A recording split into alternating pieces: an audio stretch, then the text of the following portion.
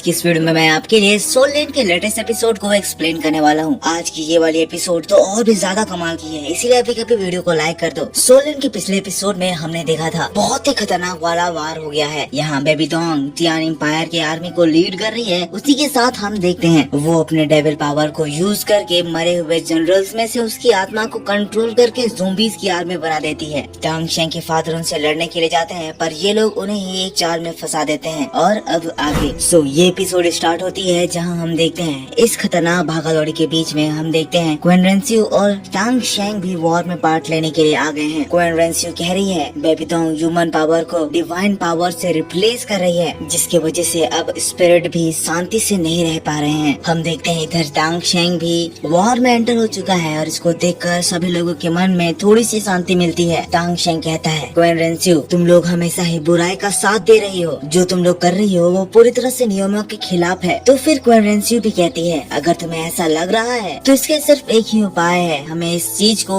हमारे वॉर से सेटल करना होगा, क्योंकि तुम्हारे हिसाब से जो तुम्हें गलत लग रहा है वो हमारे तरफ से हमें सही लग रहा है। अब इसी बात के बाद टांग शेंग और क्वीन रेंसियो आपस में भिड़ जाते हैं। ये गॉडली बैटल स्टार्ट हो जाता है। ताबड़तोड़ पावरफुल हमले होने लगते हैं, दोनों के वेपन्स टकराते हैं। ये फाइट करते करते दोनों ही आसमान में चले जाते हैं और दोस्तों इनकी पावरफुल अटैक से पूरा का पूरा आसमान जगमगा जाता है। बहुत ही तेज बिजलियों के बीच हम लोग इन दोनों ही गॉड्स का फॉर्मेशन देखते हैं। दोस्तों वॉर के दूसरे साइड में नॉर्मल पीपल के एरिया में बच्चे लोग जो आसमान में पैराशूट में घूम रहे होते हैं, हम देखते हैं यहाँ टांग शेंग और क्वीन रेंसियो की ये फाइट उन लोगों की ओर भी चली जाती है। एक ही झटके में वहाँ का सुंदर मौसम घने बादलों में बदल जाता है, जहाँ ये डिस्ट्रक्टिव फाइट बच्चों के बीच में होने लगती है। ये फाइट धीरे धीरे करके स्ट्रीट में पहुँच जाती है और आम जनता को ये परेशान कर देती है। हम देखते हैं तबाही इतनी ज्यादा बढ़ गई है कि लोगों की जाने जा रही हैं। टांग शेंग उनमें से एक की जान तो बचा लेता है, लेकिन बेबी डोंग वहाँ पे भी उसके ऊपर हमला कर देती है। ये बैटल कहाँ नहीं हो रहा है, आसमान में, जमीन में, पानी में, और इस बैटल के इफेक्ट से वहाँ पे बड़े बड़े लहरें उठ रहे हैं जो कि आदमियों को डुबा दे रही हैं। इतनी भयंकर तबाही के बावजूद भी ये बैटल रुकने का नाम ही नहीं ले रही है। समय के साथ बैटल और भी ज्यादा खतरनाक और डिस्ट्रक्टिव होते जा रही है। और हो भी क्यों ना, आज पहली बार गॉड टांग शेंग का क्वीन रेंसियो के साथ फाइट हो रहा है, पर इसमें जीतने कौन वाला है। फाइट दोनों की बहुत ज्यादा बराबरी में चल रही है, जिसके बाद टांग शेंग अपना powerful move 13 backlash move queen रेंसियो के ऊपर करता है। क्वीन रेंसियो उसको अपने वेपन से रोकती है, लेकिन टांग शेंग उसको बिना संभलने का मौका दिए और एक बार खतरनाक हमला कर देता है, जिससे क्वीन रेंसियो सीधा फेरी के पुतले से जाकर टकराती है और वो स्टेच्यू पूरी तरह से तबाह हो जाता है। इस हमले से हम देख सकते हैं क्वीन रेंसियो काफी ज्यादा इंजर्ड हो गई है। सीन यहाँ से शिफ्ट होकर हमें वार जोन में दिखाया जाता है। यहाँ पे सभी लोग कह रहे हैं बेबी डोंग के गॉड बनने से पहले हमें जेलिंग पास को कन्क्वेयर करना पड़ेगा, वरना उसके बाद ये मामला पूरी तरह से बदल जाएगा। हम टांग शेंग के फादर को देखते हैं जो कि अपने हाउटियान हैमर को यूज करके उन सोल्जर्स को मार रहे हैं, लेकिन इसकी तादाद इतनी ज्यादा है कि वो लोग सब तरफ से उनके ऊपर हमला कर दिए हैं और उनके सारे मूव्स को रोक दिए हैं। अब ये देखते हुए टांग शेंग के फादर का दोस्त फिर आता है और फिर अपने हैमर का एक हमला से उन सारे डेड पीपल्स को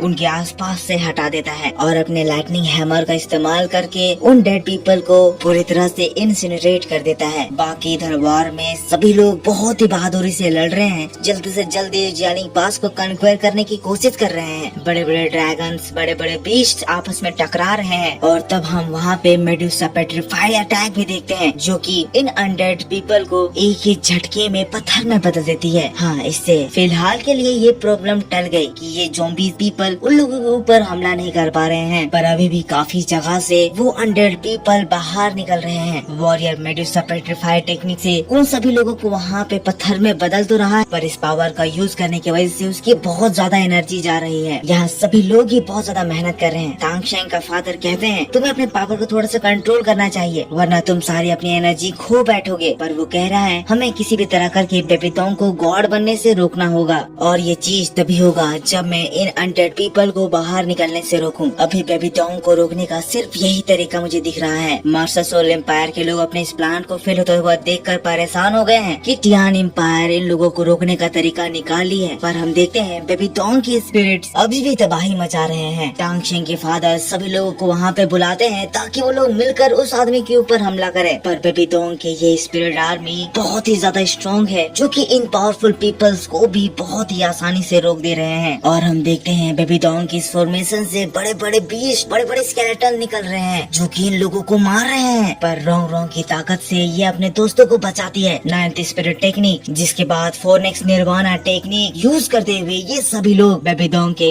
उस यूज बीस्ट स्केलेटन को तबाह कर देते हैं। और दोस्तों सभी लोग जब एक साथ मिलकर हमला करने लगते हैं, हम देखते हैं बेबीडोंग का ये फॉर्मेशन टूटने लगता है, उसके सारे बीस्ट मरने लगते हैं। और हाँ, बेबीडोंग के वो पावरफुल स्पिरिट्स भी अब हार जाते हैं। यहाँ की ये फाइट तो और भी ज्यादा खतरनाक हो रही है। हम देखते हैं जमीनों से लावा उबल आते हैं। टियान एम्पायर के स्ट्रॉन्ग पीपल आपस में मिल चुके हैं और वो एक साथ अपनी एनर्जी को इकट्ठा करके उन लोगों के ऊपर हमला कर रहे हैं। और इसके बाद क्योंकि टांग शेंग क्वेन रेंसियो को रोक के रखा हुआ है, एम्परर ये कमांड दे देते हैं कि हमें ये मौका को यूज करके जियालिंग पास को तुरंत कंट्रोल करना है। जिसके बाद यहाँ ये पूरी आर्मी एक साथ ही जियालिंग पास पर हमला करने के लिए कूद पड़ती है। हम इधर देख सकते हैं मेडुसा पावर यूज करने वाले सीनियर दुग की स्पिरिट पावर बहुत ही तेजी से डिक्रीज हो रही है। उनकी पावर अब ऑलमोस्ट खत्म ही होने वाली है। ये जानते हुए रोंग और सभी लोग अब उनको बैकअप देने के लिए आए हैं। जिसके बाद मोटू वहाँ पे अपने पावर से एक अलग ही तरह का स्ट्रेंथ रिकवरिंग एलेक्सा बनाता है, जिसको वो सभी लोगों को देता है, जिसको खाने के बाद ये सभी लोगों की स्ट्रेंथ वापस से रिकवर हो जाती है। साथ ही साथ उन लोगों की इंजरीज भी हील हो जाती है। और इसी के साथ सीनियर फिर से अपनी मेडुसा वाला पावर को यूज करते हैं और दुश्मनों को उस जगह पे पत्थर में बदल देते हैं। यहाँ दोस्तों अभी भी इनकी पावर बहुत ही ज्यादा तेजी से जा रही है, इसलिए सभी लोग उन लोगों को रुकने को कहते हैं। तेजी से वो लोग इस वॉर को खत्म करने के लिए आगे बढ़ते हैं। हम देख सकते हैं सीनियर की हालत बहुत ज्यादा खराब हो गई है। पर इधर एक अच्छी बात ये होने वाली है कि बेबीडोंग का बनाया गया ये स्पिरिट फॉर्मेशन अब कुछ ही देर में खत्म होने वाला है। अब ये चीज देखते हुए बेबीडोंग के सोल्जर्स और भी ज्यादा एक्टिव हो गए हैं और वो सीनियर को मारने के लिए आ रहे हैं, क्योंकि यहाँ पे सीनियर की वजह से ही उन लोगों के मूवमेंट स्लो हो गए हैं। यहाँ ये जुवा गुआन सीनियर को मारने के लिए आ गया है, क्योंकि सीनियर की तबीयत भी बहुत ज्यादा खराब हो गई है। कह रहा है आप कुछ ही देर में हमारे अनडेड पीपल की आर्मी में शामिल होने वाले हैं। और वो सीनियर के ऊपर तेजी से हमला कर देता है। सीनियर उसके ऊपर मेडुसा के पेट्रीफाई रे से हमला करते हैं, लेकिन जुवा गुआन की स्पीड इतनी ज्यादा तेज है कि वो मेडुसा की इस पेट्रीफाई रे से भी बचते हुए जाने लगता है। तो फिर हम देखते हैं सीनियर वहाँ पे एक अलग ही टेक्निक, जिसमें वो उस पेट्रीफायर रे को अपनी बॉडी से चारों ओर ही फैला देते हैं, जिसकी वजह से अब जो ये रे एक ही डायरेक्शन में जा रही थी पूरी तरह से